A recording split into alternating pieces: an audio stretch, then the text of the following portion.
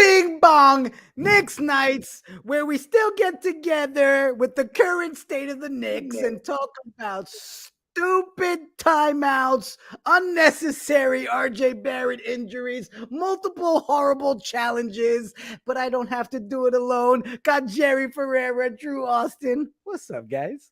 What's up? You almost had to do it alone. I almost didn't show up today. I really I woke was up like, this morning, look at the messages. I was like, are I they missed showing them up? because, you know, we took Super Bowl off. So I'm like, I'm going to show up because I miss my friends. But other than that, I wasn't going to show up. Why does every game hurt so bad? Like, how does it still hurt?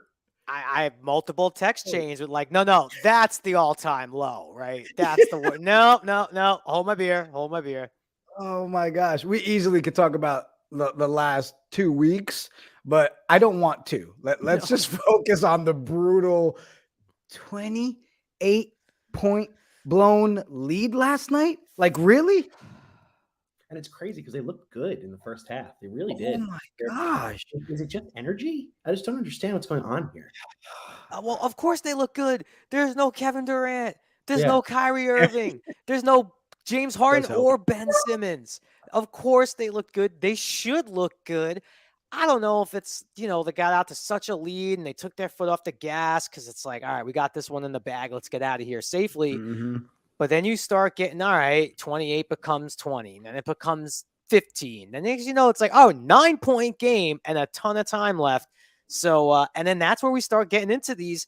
Look, Tom Thibodeau, however you say it, forgot more about basketball than all three of us combined will ever know. Give him that. Genius, right? Definitely on the defensive side of the ball as well. Right. You have to start looking at some of these decisions and even me from my couch, like, how are we not seeing more quickly? Quickly shot 7 for 10. Like the Alec Burks love affair. And I'm a big fan of Alec Burks. I've been saying since we started this show, Alec Burks' agent, I don't know, man. Like, he should be getting paid more money. He's doing too much. And it just seems like when you're Tibbs' guy and however you earn your way into that, like, he is not malleable and will not kind of change from that. I mean, I don't know why we didn't. 21 minutes from quickly, he was arguably second best player on the floor after Randall, who was also playing awesome. So I'm shocked. Shocked is the word, but maybe I shouldn't be. No, at this point, it seems like I'm saying that after every game. Like, you know, and some people, like, you know, Randall seemed like he had a solid game. Like, it wasn't a terrible game for him, you know, and quickly had a solid game. I mean, Burks was atrocious. 2 points or something in all those minutes. Like, you just out of your main, like, one of your main go-to players is just not a good look.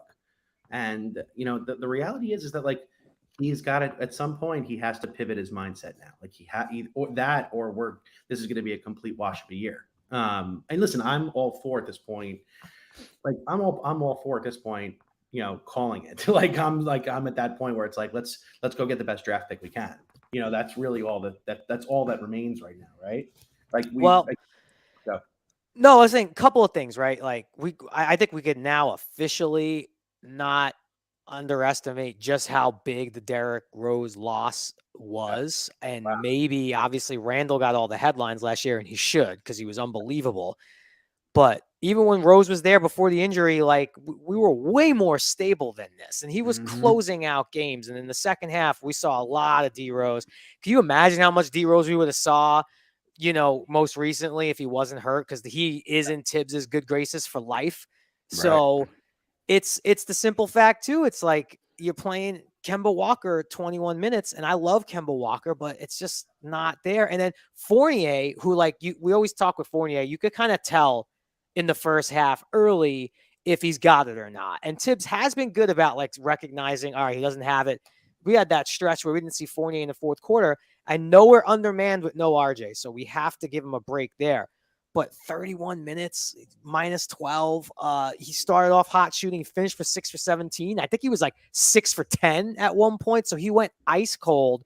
And, but yeah, I look at the minutes and I do like that he's feeding Grimes, and that's great. But, yeah, there's just I don't think you have a choice, Drew, about, like, tanking for the pick. I don't think this is a tank. We're not tanking. We're not tanking. There's a chance we're a bottom 3 team. It's just a fact.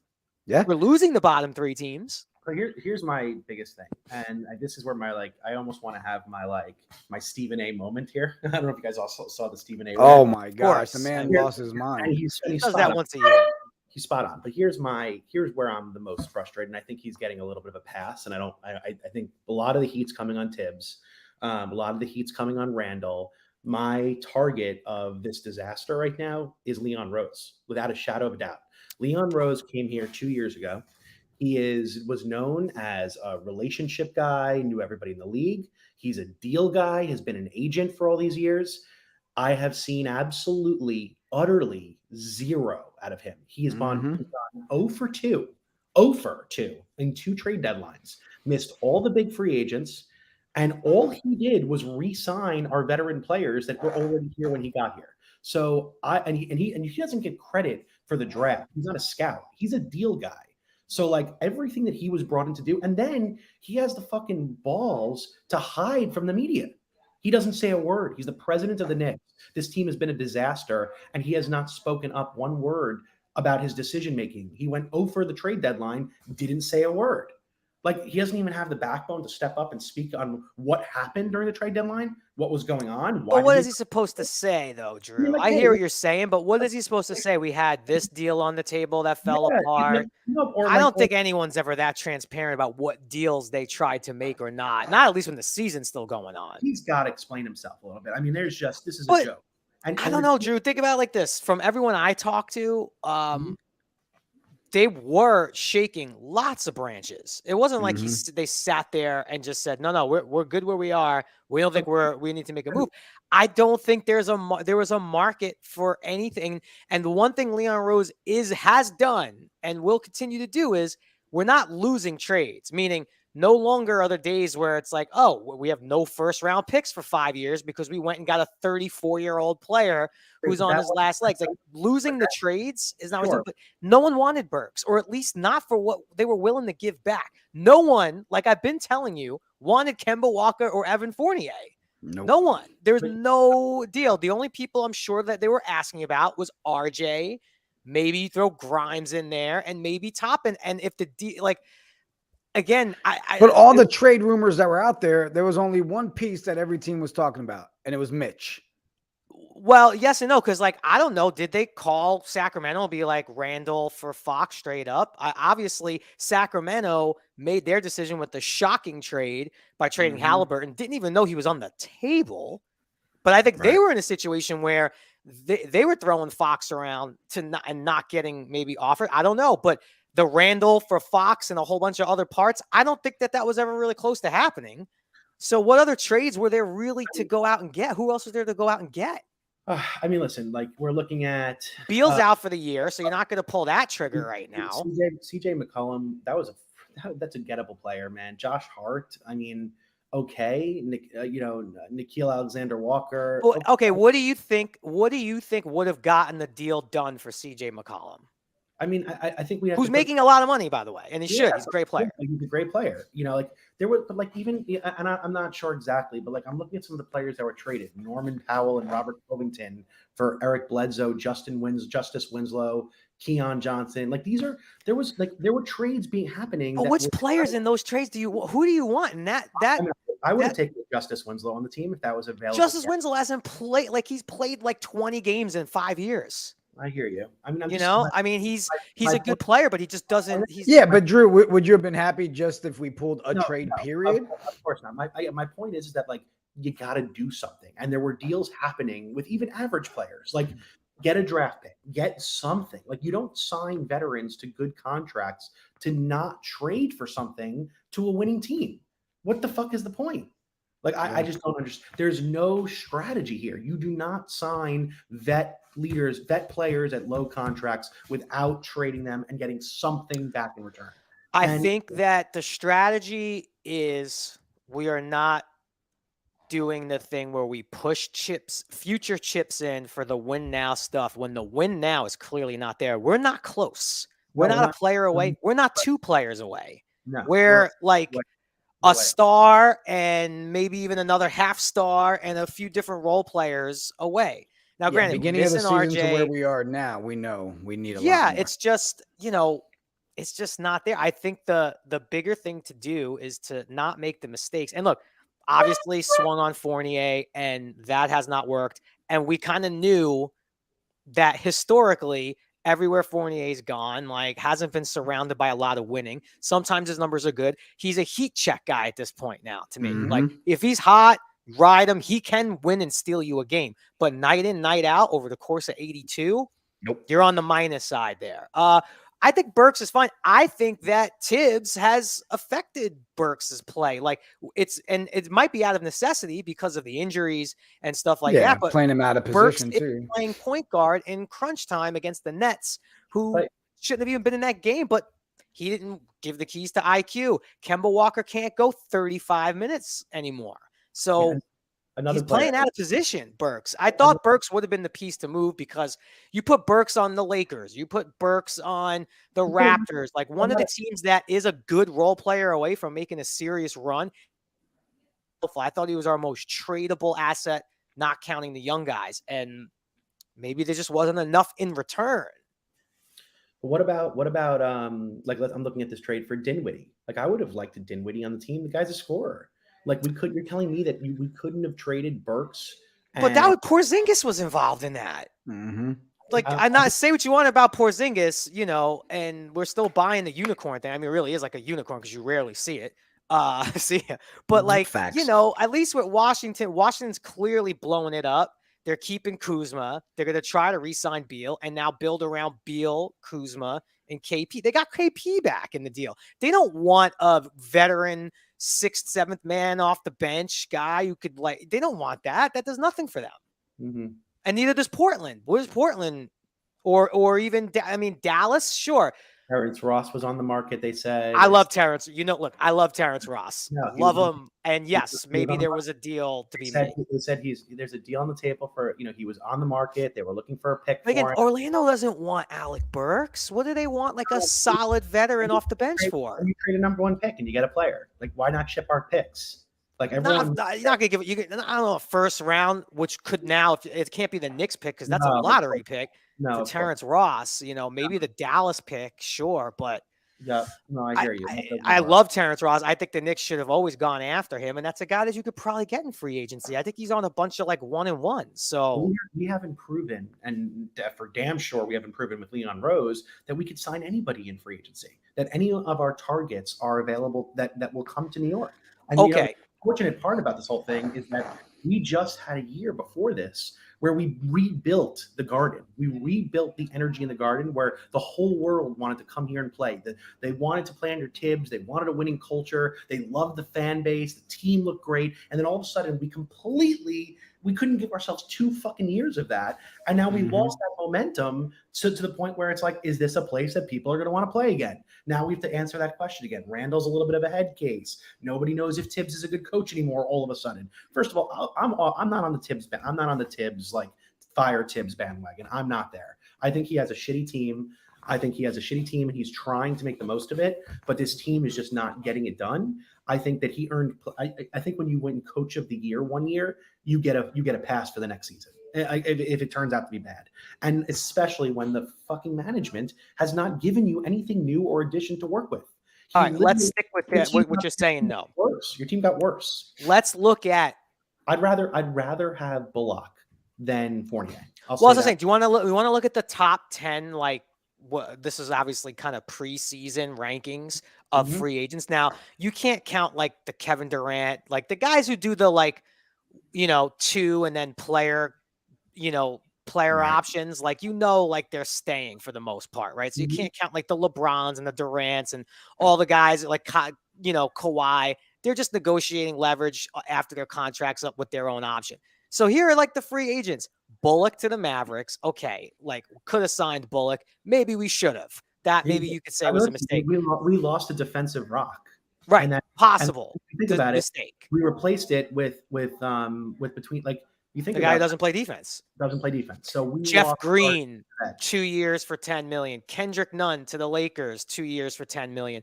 But Nicholas Batum, will I have like Nicholas Batum at 2 years, $6.3 million? Sure. But he was a reclamation project. Everyone thought Batum was done, and he's bounced back nice.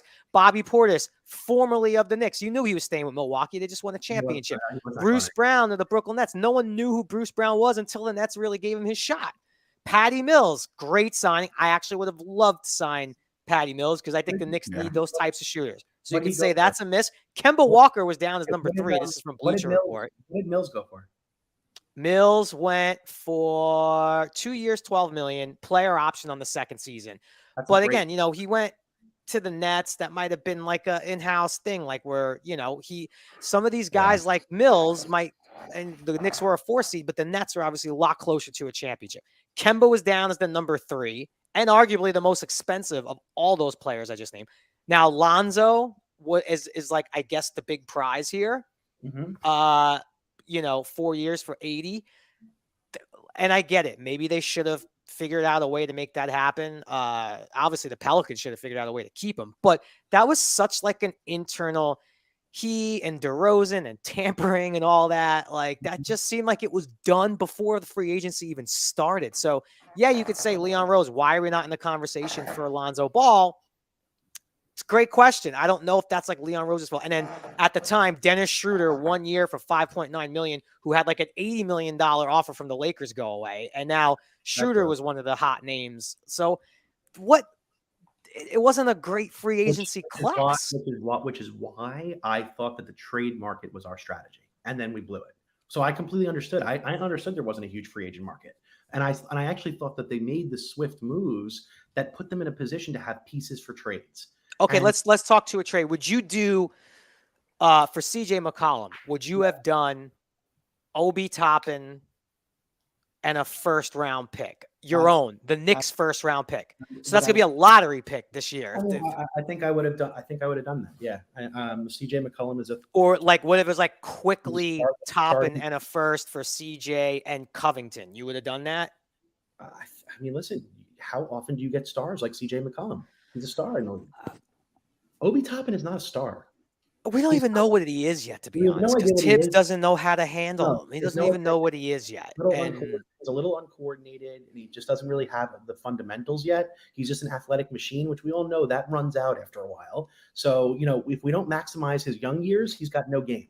So would I've traded an Obi Toppin and a first-round pick that doesn't play in Tibbs' line? And we would have to throw in some other stuff to make salary work. So maybe for fuck's sake, absolutely. Without a shadow of a doubt. But like, does that get I don't think that moves the needle to like where we're going back to 4th seed status. There's got to be a team. I don't believe that there is not a team out there that wouldn't value having a Fournier and Kemba off the bench. There's not, Drew. Drew, I love you, buddy. There is not, unless they could get it for next to nothing. Because Fournier's making some money, Drew. Fournier's not cheap. Yeah, we paid him big. Fournier's still a very you put Fournier on the Warriors coming off the bench into his 3-point line. What do the Warriors need him for? Who are they giving us back? I mean, they're not. They don't want to touch anything. Their team is like perfect. They just getting Wiseman back. They don't need to do anything other than coach the guys they have and pray for health. Exactly, but Warriors need depth. They've always needed depth. They have a very fragile team, so that's like right. But when you're trading for depth, right? Like. What if they give away a late first-round pick for Fournier or an early or even a second round I don't think the contracts would match up, Drew. I don't think the salary cap. Fournier's got another 2 years and 35 or 40 $million. What about hold on, I'm just taking a quick look. I don't think the money adds up. I would have went for a Gary Payton Jr. They're not giving him up.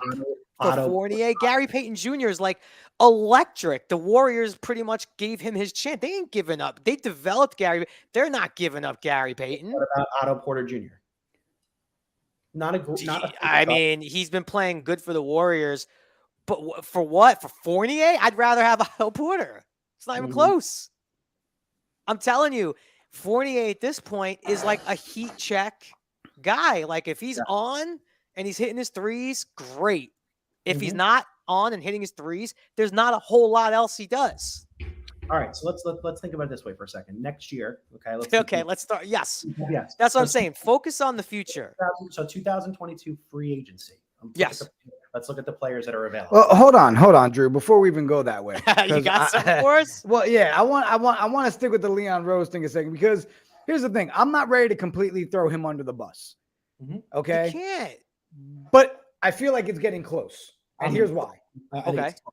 How is it that there's still no hint or any reporting that we're even at the table to extend Mitch Robinson? Because I think it's a big question. I think it's a big question. The only I think calls we were getting was from Mitch. You don't think know, let him Porto, walk because like season? That's another, back to what you said, Drew. Another thing that people are like, no one wants to play for New York. I think Mitch walks. I don't think he likes it here. I think Mitch, the numbers are making it clear. Knowing Mitch, knowing Mitch, I think he goes back to New Orleans. I just think he's a homebody, wants to go home. I actually don't think he likes it in New York. I think they should have traded him. I think they should have got what they could out of him. I don't think they're going to be able to re-sign him. And he's had 3 interviews now, Drew, and he's non-committal. He's kind of showing his cards early. That this is part of the negotiation, though. Like, is he supposed to say, "Yeah, I want to resign"? I mean, I get it. That's what you say when you're like the star player. But he's about to get his. I mean, he's made great money to this point, but he's about to get paid, like whatever he can get paid. And what is he supposed to say? Like, I'll sign here. So, you guys, what are your thoughts? I think he has to play the field. I think that's part of free agency. He has to play the field. I think we really should be either fighting to sign him as much as possible before he becomes an unrestricted free agent, or we should have traded him, because like and that's. Well, we lost you. I think we're losing you, Drew. Did something happen to your mic? Hey, can you hear me now, guys? Yep. There we go. Yeah. It is again. This goes back to Leon Rose in my mind. It is Leon Rose's job to understand the mentality of his players and where they are from a mindset perspective. And if he can't get into their head to figure out what they're gonna do, and where they're gonna go, and what they're motivated by, then like he's failing at the fucking thing that we hired him for. I just think we're doing the thing where, we have to have someone to blame. And the fact is, I don't think there's one person you could blame. I think it's the sum of all parts equals the whole. Fair. Right now, Thibodeau's getting all the blame. And I don't see Leon Rose is getting some too. We're doing it right now. Julius Randle has had all the blame until this point. Okay. Now Tibbs is getting the blame because seriously, there's been some really glaring coaching things. Like, now granted, if these moves work out, he's a genius. No string he's pulled has worked this year. Okay. To me, it is the sum of a lot of different parts. We overachieved last year. That is a fact. Right. We all were agree not on that. a 4 seed at its core. Randall, I want to say overachieved because that's not fair, because that guy put in so much work. He had a career year as it makes the myth true, because I don't actually think the free agency year is true. That like maybe some guys give it a little more oomph to make more money. I don't think Randall's that way. I don't think he's like, I'm going to give it up now, get paid, and then not do shit. I think he's trying. I think he's frustrated. And, it's just different than last year. We caught every break last year. I mean, if you this year we're catching none. If you look at Randall, I mean, he's such a mixed bag this year, right? Forget the emotional stuff and everything going on with the team atmosphere and all that. But, I mean, he's the 7th Knick in franchise history to score at least 28 points in the last 8 straight games. I mean, look at his numbers. Versus the Nets, he's 31 playing points. a lot better. He's balling playing a lot better. Yeah, he did come out of the gate these last 2 games playing with a fire that was like invigorating to see. But like, again, either he doesn't have the pieces around him to make him actually be able to be a winner, or he can't keep it together for long enough or for 48 minutes. Like, there's just something's off. I don't know what it is. He doesn't. I can't tell, because even when he's playing well, it feels sometimes that it's like just not enough. I don't know how to explain it. I just don't think that the first of all, defenses are just treating him differently. Night in, night out, everyone's scheming on you. Totally. And his reads haven't been great. And again, he's just shooting at a lower percentage. God, even like, it's just night and day when you're shooting. Think about it, if you're hitting like a whole 3.5 more a game. It's the night and day difference when you're shooting 42% from three versus 33% from three. That's a huge difference in the NBA of how teams even will guard you. Now people are literally like stepping back on him a little bit and like letting him shoot the three. It's like playing into the hands, and he's still thinking he's shooting like 42%. We weren't a 4th seed. The Hawks proved it last year. Okay.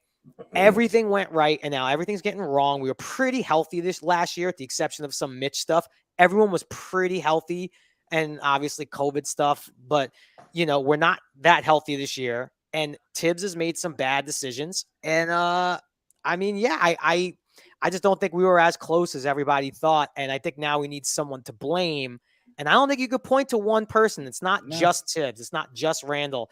I definitely don't think it's Leon Rose. I don't get all the Leon Rose stuff. I don't know what he's supposed to do. Like with the Mitch Robinson thing, it's a negotiation, Drew. You negotiate stuff all the time. You're supposed to like tell everybody what you want to do. It hasn't even begun yet. But what has one thing that Leon Rose has done that you could point your finger to and be like, drafted RJ? No, I don't give him credit for the draft. I don't. Why? Because he's not a player scout. He's a deal guy. That is not his priority. That's not. But the draft, the picks roll through him. He's approving that stuff. Yeah, Drew, he's the final say. You know that Grimes. That's a Tibbs guy. You know that. That's a Tibbs guy. That is a Tibbs guy 100%. Like Leon Rose is not that guy. His job, why he's here, is because he has relationships in the league to be able to facilitate trades, and he's been a deal maker his whole career. He should be able to sign free agents. That is his job. With the exception of the whole Durant-Kyrie thing, right? With the free agency signings, what free agents were we really supposed to get that he whiffed on? Who was he whiffed on? All right, so let's say we give him the benefit of the doubt. I'm saying, so then are we going to say the same thing next season then, in this offseason? Sorry. So like if we look at this, and I don't know if you wanted to do some kind of No, go back to it now. I want to talk about the upcoming free agency. So I'm looking at this right now. I see there are 5 players that have player options. John Wall, obviously he's going to take his player option, $42 million. Yes, he's taking that. Yeah, James Harden, $42 million, probably. Yes, and he's not leaving Philly. No, he already accepted it, I heard. Russell Westbrook, $41 million. He ain't going nowhere. Right. Bradley Beal might leave. He has $35 million on the table. He can get it from anywhere he wants. I think that it's a fair option that he potentially leaves. Kyrie Irving, $34 million player option, will get it from anywhere he wants. If I don't know about that. I know, but he might be just like fuck New York. I'm done with this shit. Very possible. So that's possible. But he ain't coming to the Knicks anyway. So now we talk about the unrestricted free agents. Okay, there's a few guys that have the bird rights, so there's advantages, but there's Gary Harris, there's Zach LaVine. Okay, LaVine ain't leaving. Unrestricted free agent. There's Ricky Rubio, but with his injury, he's really unknown. Andre Iguodala, he's not leaving Golden State anymore in his career. He'll retire there. Thaddeus Young just got traded. Joe Ingles just got traded. He's also had a horrific injury. Yeah, exactly. Torian Prince, TJ Warren, Robert Covington. See what I'm saying? Like, there's nothing exciting at all. Hold on, wait, I'm not even done yet. This is my issue here is like, if you don't make moves in the trade windows, there's nothing left to do. Then we're stuck with the same team going into. I have my opinions and my takes, okay, and this is based off of nothing but me thinking alone in the dark. Okay, this is all this is based on. Yeah. Any of these trades that you're really talking about, Drew, the blockbuster trades historically have shown in the last couple of years to be disgruntled players. So I think the Knicks are keeping good tradable assets when you need to make things fit. And they are waiting for the Karl Anthony Towns, the Bradley Beal, although he's going to be a free agent, the star, all-star, Hall of Fame type players to demand trades. That is the way the big name fish are basically kind of calling their own shots. Anthony Davis did it. We saw James Harden just sort of did it. Ben Simmons did it. It's becoming the way the big names go that are under contract, by the way. All the names that you just said, a lot of good players in there. There's no one that moves the needle with the exception of Beal for the Knicks. Now, Beal, that's a good discussion. That is someone that we should target. That's someone that you hope a deal maker like Leon Rose can actually. You got to go all in on that guy. That's like that's a piece that makes you a contender tomorrow. We need a go-to scorer at the shooting guard position. That is a literal right. But you're saying he has a player option, so he's going to opt in. No, I don't think that's or maybe not, right? So who knows if that's a sign and trade, whatever. I don't think he's a lock to with that 35 million. He can get that. He's going to get the max deal no matter what. Like if Russell Westbrook leaves his 40 million on the table, his salary goes down to 5. But that's what I really think is like. I hate to say it, the play. They're trying not to give away draft capital because they will need it. And they're trying not to like give away some like young up and coming player for like the veteran who can maybe help them a little bit now, but not like take them to the promised land. Because when Karl Anthony Towns says, I want out, and you have to give Toppin quickly 3 number ones and all this stuff, like we'll have all that, you know? And I think that's the way it's kind of been done. I don't think that the days where you just go make a deal. But here's my question, Jerry, because I agree, right? We're getting the young guys. We're keeping our draft capital. Obviously, no big ones that we're really going to chase in free agency. Doesn't it seem like it kind of goes against each other, though? We're building this young core with a coach who doesn't really like to work with the young core. So it's like it's a system that goes against each other. It's a conflict for sure. And at some point, and I know there's even grumblings in the media and Knicks media that like, you know, what is it? Like, yeah, like, and even like Wes is not kind of blaming Tibbs. And like at some point, you know, if you fall far enough behind, again, now tanking and stuff like that is not as much of a thing anymore because, you know, there's still such like the odds are so much different where if you used to have like the bottom 3 record, you had such a good chance of getting a top 2 pick. That's kind of been regulated a little bit. But yeah, if you start falling 5-6 games out of the play-in, fuck it, man. We need to see some Grimes, McBride. We need to literally shut Randall down and let him rest because Lord knows Tibbs has played him a million minutes, even though I know he's got a lot of pride, and just really turn the keys over and see what you got, you know? Yeah. What are the I'm just like looking at the bird versus non-bird rights. Like what's the advantage again when you have the bird rights? Like what's the bird? I think you could pay them more with the bird rights. So you could or something, or like how much of a difference, because we have the bird rights with Mitch. So I'm wondering, is that enough to be able to make sure that we keep him? I don't know. Again, with there's a lot of things that even you mentioned with Mitch, like, is he happy here? No one really knows. We'll find out. I think he is. But again, it's a negotiation. So I don't expect, I mean, some players have done it, but a guy like Mitch, who is about to get like his first like big contract, you know, I don't expect him to be like, I want to be a Knick for life. You know, give me the extension. Like, I don't even know. I think he's got to play the field a little bit and maybe might have to threaten to leave in order to get the contract that he may want. And I think for the Knicks, I love Mitchell Robinson, but guy's hurt a lot. Bottom line, he's hurt a lot. And like, yes, he impacts the game, but do centers like that impact the game enough to tie up that much cap? Because you could get guys that sort of do a lot of what Mitch does, maybe like the Diet Coke version, you know, that are cheaper. Like Nerlens Noel is kind of like a lighter, skinnier version. I'm not saying Nerlens Noel is better than Mitch, but Mitch was out a lot last year, and Nerlens Noel held it down last year. So I don't know. Nerlens Noel is not going to make like a quarter of what Mitch is probably going to get. 100%. That's why I was saying all along, like you either trade one of the two of those guys. You either know you're going to lock up Mitch and you trade Noel to a veteran team that needs a backup center and you get some asset in return, or you trade Mitch because you're not going to keep him. To do nothing doesn't make sense. It just doesn't make sense. I understand what you're saying. Maybe there was nothing to do. I don't know, but I just felt like you have these, it's a pretty clear scenarios here. It's like Mitch, you think Mitch will stay, you'll get him to stay, you'll lock him into the extension now, you do the things you need to do to build confidence in that. And then you say, all right, let's get rid of Noel. We'll give this rookie kid some time. We'll let Taj back him up, and we have our lineup. Let's get an asset back for Noel because someone needs a backup center who's a top defender, no doubt. So like that should have been a no-brainer move then. Or you lean into Noel, you make sure you trade Mitch, you get some other piece in the background, and you get some assets back for Mitch because he's in a high demand still in this league. He's still we got wanted player. Sean Cunningham in the chat No free agent will save us without a change in the offensive philosophy. We have the ninth most three-point attempts in the league and are 29th in assists. The offense does not move the ball. I completely agree with that. Yeah. Obviously, the defense is a big problem too, because like we discussed, all those threes that other teams took on us that weren't going in are all going in this year. Now, a couple of things. Go back to the trade deadline for a second. So right now, as we stand, right, the Knicks are 3.5 games out of the 10 seed Atlanta Hawks, who have been playing a lot better. And then, basically 4 games out from the Hornets. And then once you get to the Nets and the Raptors at 7 and 8, almost untouchable at this point. I don't think we could get there. So, but if you rewind back to the trade deadline, right, we're coming off the Warriors win.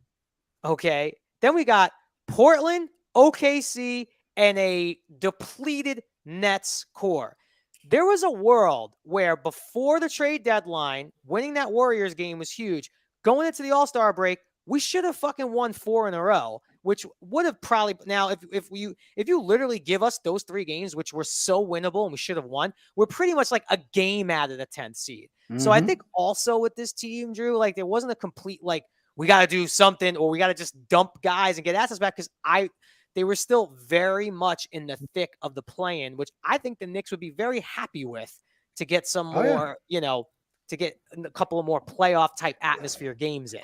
Okay? Can we talk RJ injury, which we should get to, starts in Portland. That was a debacle, losing that game. We're 0-2 versus Oklahoma City this year. 0-2. That's insane. No offense to OKC. That's crazy. Yeah. And then the loss last night.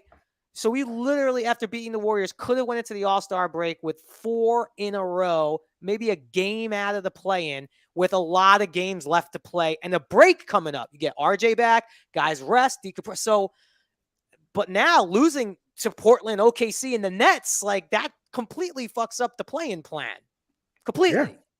Well, you brought up RJ's injury. You want to start there? Who wants to tackle that? Drew? Which one? Talk about RJ being injured. Oh, I mean, how long is he out for? Do we know? I mean, it's an ankle, so I think it's the sort of thing. It could be 2 more weeks, 3 more weeks. It could be 5 days. Like every ankle sprain is so different and like unique, like depending on the grade and is it high or low. I don't think they really set a full timetable. Let me see, but keep going. I'll find out while you're talking. Yeah. I think that RJ is like the most valuable piece in the team right now. I think he's the heart and soul of the team. I think he's becoming a quiet captain on the team as well. So I think it's a major blow. Major blow. I think that it's also been something that I've been yelling at my screen before. Get your best guys out when you're down by 20. Like let these guys, or whatever the score was, or you're up by 20, whatever it was. I remember that it was I'm blurred a little bit right now, but I remember that it was not a close game when RJ got injured. He put 18 seconds left. It was 18 seconds left. Like, why? And there's just no point for him to be in the game there, especially when we have young guys that need time to develop. Like RJ on the team now. Like he doesn't need to be out there. Like he doesn't need to be out there when there's 2 minutes left in the game and we're down by 18. That's just silly shit. You're already giving this kid 40 minutes a game every game almost. It's like when he has opportunities to take a breather and not put himself at risk, you don't do that. But listen, those are freak injuries. They happen. It sucks. But it definitely puts us at a massive disadvantage because I truly think he tends to be someone that the team looks for. That's a calming factor on the team. He doesn't get too high. He doesn't get too low. He doesn't have the emotional components that Randall has. He just works hard, plays with passion, and plays the game well. Do I think he's a superstar? No, I don't think he's a superstar. Do I think he's going to be a star in this league? Yeah, I do. I think that but I think more importantly is I think he has the potential and the attitude and the character to be a captain on the team, and be a long-term Knick. Unfortunately, I thought that the Cam Reddish and RJ combo would ultimately lead to Zion coming here. Now I don't even know if I would trade anything for Zion. I think he's gonna be a Greg Oden, which is the real factor here. I don't think he's ever gonna play. I think there's just too much weight on his feet, and he's not gonna ever get help. Well, that's very much the exact guy we're talking about, where it comes time for the disgruntled superstar who's a free agent in another 2 years and he has 1 year left. And now the Pelicans have to make that decision of like, do we let Zion walk for nothing? Or do we like do a sign and trade where we take back assets? And honestly, we know what they're going to do. They're going to do that. They'll be able to read that room right away. And that'll be a situation where you have to do quickly, Obi, everything, 3 first-round picks. Are you muted, Drew? No. Yeah. I don't think so. I think that Zion's stock is going to be a very risky stock, and I think that there's also no point for the Knicks to do that, because I think they know that Zion's made it clear that if he enters free agency, his number one choice is New York, especially with his boys there. So in free agency, do we make a move for him? Yeah, I think you do, but I do not. That's still a ways away. It was 3 years away. 3 years away, and 2 years, 3 years. Dude, by that point, he could be out of the fucking league. Out of the league. Oh, Drew, come on, man. Happened to Greg Oden. I hate to say it. But yes, He's a out little bit. But there are differences between. He's missing his second full year now. He's missing his second full year this year. I understand. Listen, I can go full mode here. I don't think you could put him in the Oden category. If he misses this season, if you measure the first 3 years of Oden versus Zion, Oden played 85 games, Zion's played 83 in 3 years. Now, do we think there is a little bit of I'm not putting my body on the line for this team? That's clearly you don't re-sign Lonzo. You don't really do it like I don't think New Orleans. There's no fan base there really that cares. He's a young kid. He wants to play ball. He's 22 years old and whatever. I'm not saying he's like intentionally like sitting, but like, are the injuries as bad as everyone's saying, or are there like real injuries that like you should be fine from? And like maybe you could come back this year if you're the if you're Zion Williamson, and you could play this year with 25 games left. Do you put those miles on for like New Orleans has actually made some really good moves. The McCollum thing, they're making their moves to keep Zion. They're doing what every team should do. And they could be a sneaky playing team, believe it or not. They're not that far. They're not that far out. Let me see. Yeah, they're 2 games out of the play-in. No, wait, I read that wrong. I'm sorry. They're a game and a half out of the play-in. So yeah, in a month from now, if they're like still right there for the play-in and Zion's healthy, do we see him? I think so. But if in a month, if they take a turn for the worse, the Pelicans, and they're 5 games out of the play-in, why? Yeah. Why? No, I agree. So I want to ask you guys, when do we start asking for the Deuce demand? Now, right now. Dude, right now. Right now. I'm dying. Right in the G League.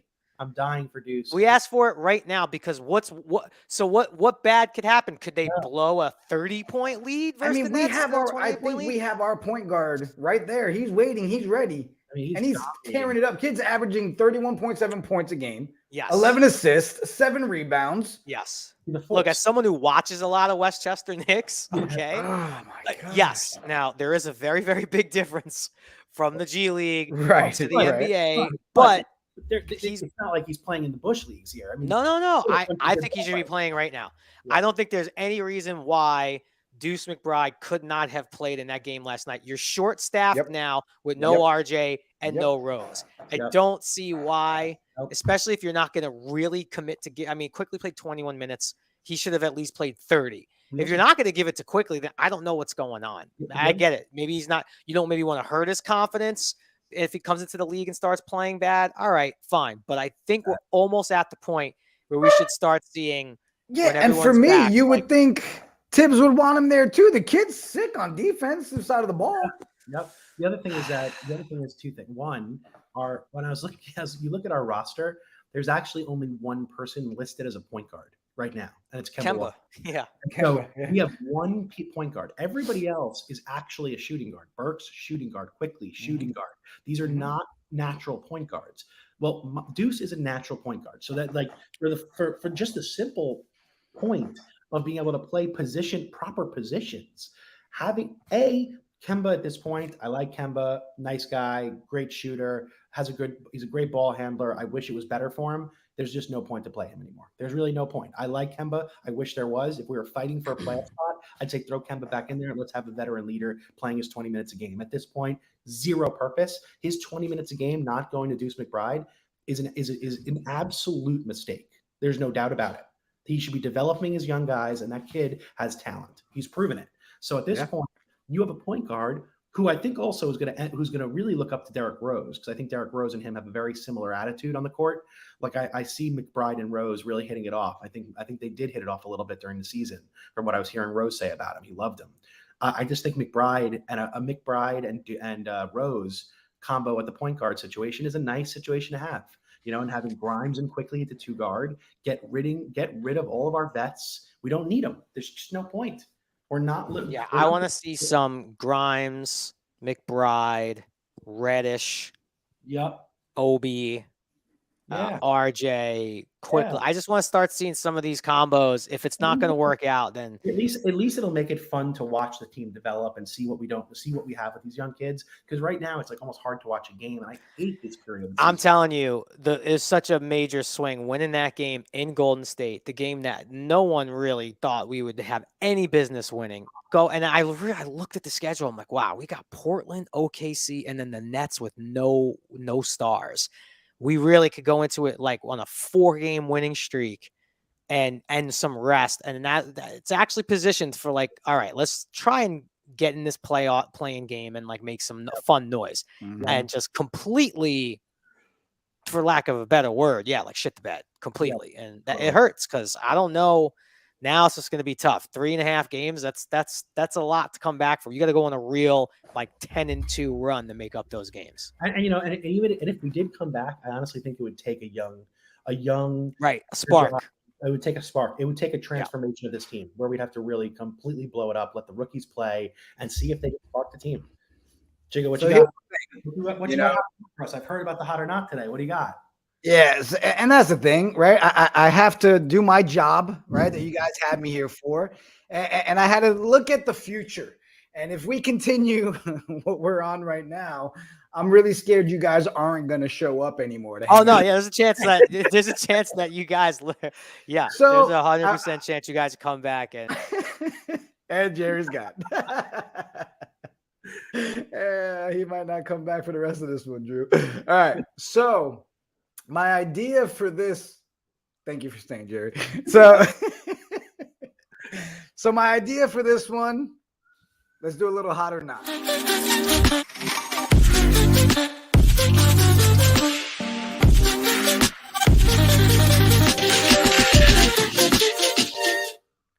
So this is what we're doing, guys.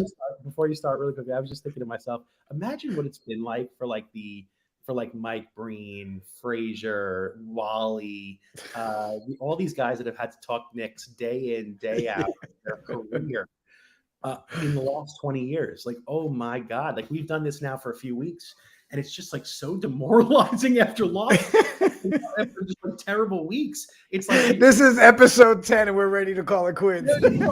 It's so rough on you emotionally, and I'm just sitting here like, damn, this is every night. Anyway, sorry, Jigga. No sorries. So I'm pitching you guys, okay? New segments or possibly new names for our show and what they will be, okay? So first one that I bring to you guys is, this one is called Knicks Nights Therapy. We invite fans. Hold on, wrong one. The graphics not pulling up. All right, so here's the pitch. We invite fans on to tell us how they are feeling, and we play the therapist, and we try to calm them down. This would be a stream where sadness is accepted. How we doing? That's hot. Yes. Hot. I'm a big fan of therapy in everyone's life. Hot.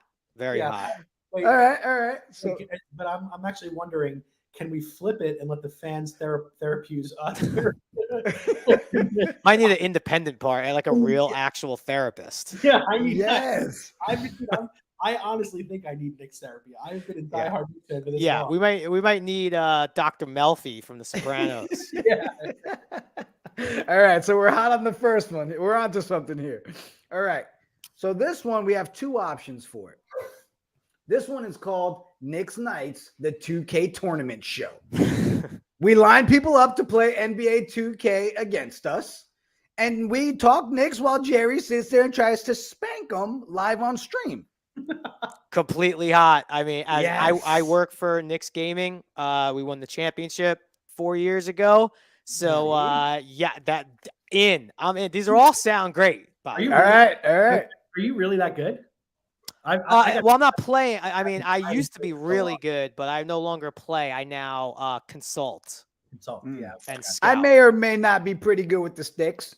Just saying. Listen, you want to get some on Twitch? Let's go. Oh, it's on, Jerry. It's All on. right. You got to be the Knicks, though. What system do you guys play with? I got to get my game going here. I'm an Xbox guy, but Me too. most 2K play the elite are kind of on PlayStation. Yeah. I'm on Xbox. Me too. I just love my Xbox. But so I also thought of another version of this one, guys. Right? Sticking with that 2K, we call it the Knicks Knights 2K GM mode. Here it goes. That's great. The community makes the trades. They call the offensive system. We play the season and see how bad. Full fantasy draft night. They get to draft the team. We play it and see how great we do. Wait, I love that. Is it simulated? Like we simulate it? Is it like a sim? We should do it as a sim. That's actually great for the Knights in general. We do the draft. So really, really, really quick. But some of the most fun I ever had in 2K is with my old buddy Charlie O'Connell, formerly of The Bachelor, right? Yep. And I would go to his house years ago in LA, and we would do fantasy drafts, and with all the old teams. So you could pick like 18-year-old Kobe, and we would sim through the season, get our teams to match up in a playoff, and then play best of 7 with all the stats and stuff. I'm in. If anyone in the community wants to get that, we could put that together. Yes, we're bringing it to life. We could sim it. We could sim it. Yes. And maybe put a little Scott Ole on the line. Yes. How you doing? Drew's muted. That's a great idea. Great idea. I'm in. Sorry, I don't know why my thing keeps going muted today.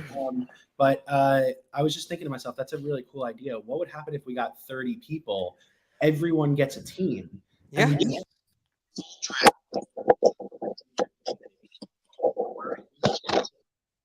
Your mic again, Drew. I don't know. I've never seen that before. But everyone gets a team. We do a full-blown draft. Yes. And we simulate. Maybe we even sim let's say 2 weeks of games at a time or something like that, so that we talk about the week. Then we come on here and recap how everyone's teams are performing. Do you guys really think I just sit here and show up on Thursdays? I actually do some work. Okay. How about this? I'm gonna flip it real quick. I'll give it to us. We have to have a mandatory trade deadline, meaning every team has to make one trade. Love that. Mandatory trade deadline. Love that. I love it. There's so many rules that me and my buddies do with our Madden franchises. Right. Where you have to pull mandatory trades. You can only sign one free agent. I mean, we've got rules. We want action. We can, put a little betting action on there. I think the Kingdom would love it. We'll call it the anti-Leon Rose deadline. I'll ante up a night for the championship team. Oh, this has escalated quickly. All right. You know what? That wasn't even my favorite one yet. You ready for All right, let's go. This one isn't either. So the next pitch for you guys is the Knicks Knights, the road to nowhere. This is us with live video reactions that we have on our face during Knicks games, and it's just one long highlight reel of our disappointment. That's not hot. Not hot. It's too close to real life. I don't like it. I want those are private moments. Those are private moments. Okay? All right. We would have to immediately then convert to the therapy show right after. Right. Yes, they go. You know what? We blend them together. Those are private moments. Yep. All right. Here's the next one. Knicks Knights, the firing squad. We pick one player of the week that we would fire to the end of the season and see who's left and what we're going into next season with the Knicks. I'm gonna say not. It's not a bad idea, but again, we lose. There's no comedy element to it. There's nothing to aspire to. It's just sadness. And well, I mean, the end goal would be we'd probably have nobody left on our team. Right. So that would be all the other pitches so far have some healing elements to them. Okay. So then one more. This was the one that was tied with my favorite for the 2K one. This one is Knicks Knights, the Bromance Edition. We take episodes and highlight players from other teams that would be our Knicks Night bromances and who we would bring over to our team. How you doing? Yeah, I feel about that. I'm lobbying the powers that be for a Cavs night show. I'm gonna have to host it by myself, but I'm gonna do it. Listen, did you think I got rid of that graphic? No, the team-in-law is still a very real thing. I've been a diehard Knicks fan since I was 3 or 4 years old. Like legitimately, I can't remember anything else. Like I remember I went to my parents' house in the attic and I was seeing like kindergarten and second grade books that I would like stories that I have to write for school. And my stories were about like John Starks and Patrick Ewing and the Knicks at like, I'm talking 4, 5, and 6 years old. These were like the stories that I'd be writing about. Look Like what I found in my mom's house. there you go. There you go. That's it. I mean, this is what I'm talking about. Like this is like, this is like, it's blood for me. Like I don't have any tattoos, but if there was a tattoo I would get, it's the only one it's the longest relationship I've ever had in my life. Truly, other than family, other than my born family, like parents and sister are the only people that I've ever had a longer relationship with is the Knicks franchise, truly. So like, I just, as much as like there's just no quit in me at this point. This is the beginning to you talking to Dr. Melfi. I'm about to say, let me get the chairs out. Here we go. The pilot for Knicks therapy. No, I think I have to go with my dad was a Knicks fan. It's his fucking fault. You're not mad at the Knicks. You're mad at your dad, Drew. Guys, Good well, stuff, obviously, I think the winner is we're doing the Knicks Nights GM 2K mode. I think we need to bring it to life. So we got it recorded. So next week, I think we should actually like kind of discuss like what does that even look like? Because I think like I think the Knights would love it. I think community would love it. They'd rally around it. We could even do the the goblets for the winning tournaments. We could do goblets to the winners or goblets to the playoff teams and stuff like that. So here's what it looks like though. You need 30 people to basically GM every team, right? And you start off full fantasy team. So each team is completely blank. You do a live draft like on StreamYard or Twitch with the game. Everyone drafts their team. And then I think you enter into Sims where you're then like, and then, you could literally have something dedicated where you like do the Sims and you could like recap. You could like sim 5 games on a stream and like go through some. And you have we could have mandatory trades and put up a prize, and it could be done in a couple of days or a couple of weeks if you want. Dude, I absolutely love this. I think it's great content. It's great. It's a great idea. Let's rock with it. All right, let's get in our Slack and chat on that one. Wait, so first of all, I haven't gotten a game in a while, but I do have the Xbox. What's the most recent Xbox? Xbox One? No, it's like the Xbox X, isn't it, or whatever? I don't even know what they're calling them. That's the X. I definitely have a recent Xbox here, something recent. But like, so do we buy the game? Like, I haven't played games. Yes, you buy the game. Yeah, it's very easy to organize on that. Download it or buy it these days. You download it. Download it. Okay. Yeah. You buy the game, you get a download code, you download the game. You have you could run it literally through Discord, meaning everyone's in voice chat. And you have like a commissioner, whoever the commissioner is, like each team. I've got it laid out, guys. We're gonna bring it to life. Who's the commissioner? Meaning who's got to announce the picks? Like with the first pick. Feels like Jigga. That you got commissioner written all over you. How you doing? Come on, I'm ready. I'm a team. Yeah, I'm GM. Yes. No, I'll commission. We'll put the content. We'll have the live draft night. And then we also can, tie in the gambling aspect to it. We got some Blake Jameson art to go with it.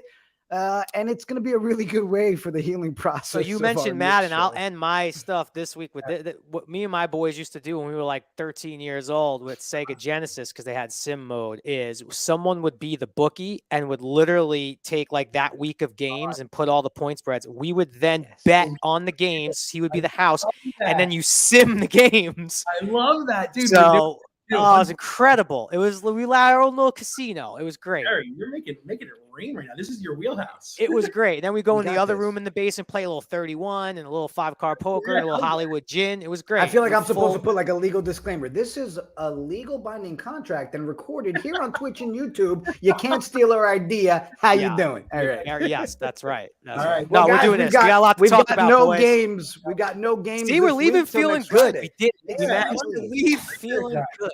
All right. Appreciate everybody. All the credit. You guys, I will get everything put together. Let's make this one happen. Appreciate everybody tuning in to Knicks Nights, soon to be Knicks Nights Therapy /2K. Have a great week. Later, guys.